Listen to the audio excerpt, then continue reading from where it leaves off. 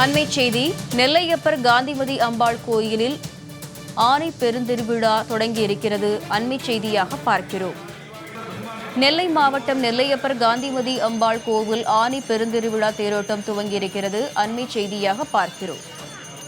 கூடுதல் விவரங்களை செய்தியாளர் செல்வராஜ் வழங்க கேட்கலாம். செல்வராஜ், இந்த பெருந்திருவிழாவுடைய முழு விவரங்களை கூறுங்க. நிஷ்மா காயத்ரி, தென் மாவட்டங்களில் மிக புகழ்பெற்ற சிவ ஆலயங்களில் திருநெல்வேலி டவுனில் உள்ள நெல்லையப்பர் காந்திமதி அம்பாள் திருக்கோவிலும் ஒன்று. இந்த கோவில் மிகவும் பழமையான கோவில். இந்த கோவிலை பாண்டிய மன்னரால் கட்டப்பட்ட கோவிலாகும். இந்த கோவிலுக்கு மூலமாக தான் திருநெல்வேலி என பெயர் வர காரணமாக உள்ள இருந்ததே இந்த கோவிலால் தான். குறிப்பாக நெல்லுக்கு வேலியிட்டதால் திருநெல்வேலி என்று பெயர் என்று அழைக்கப்படுகின்ற காரணத்தினால் நெல்லையப்பருக்காக அந்த நெல்லை தன்னுடைய அவருக்கு சாதம் படைப்பதற்காக வைக்கப்பட்டதால் தான் திருநெல்வேலி என பெயர் வர காரணமாக உள்ளது. நெல்லையப்பர் கோவிலில் ஆண்டு முழுவதும் பல்வேறு திருவிழாக்கள் நடைபெறுவது வழக்கம். அதிலும் ஆனி மாதம் என்று தேரோட்ட திருவிழா என்பது மிக சிறப்பு வாய்ந்தவையாகும். இந்த ஆணி தேரோட்ட திருவிழா என்பது இன்று அதிகாலை 4 மணிக்கு நடை திறக்கப்பட்டு சாமிக்கு பல்வேறு அபிஷேகங்கள் மேற்கொள்ளப்பட்டன. இதைத் தொடர்ந்து சாமி சன்னதிக்கு முன்பு உள்ள கொடிமரத்தில் கொடி ஏற்றப்பட்டது. கொடி ஏற்றப்பட்ட பிறகு கிட்டத்தட்ட பல்வேறு அபிஷேகங்களும் மேற்கொள்ளப்பட்டன.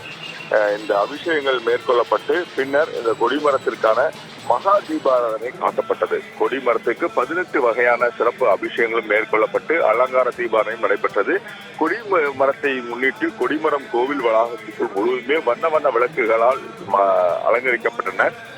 இனி 10 நாட்களும் திருவிழாக்கள் தான். கோவில் வளாகத்தில் நாள்தோறும் விதவிதமான நிகழ்ச்சிகளும், கோவிலை சுற்றியுள்ள பகுதியில் ரத வீதிகள் அனைத்திலும் புதிதாக உருவாக்கப்பட்ட கடைகள் மற்றும் மக்களின் கூட்டமும் களைகட்டி இருக்கும்.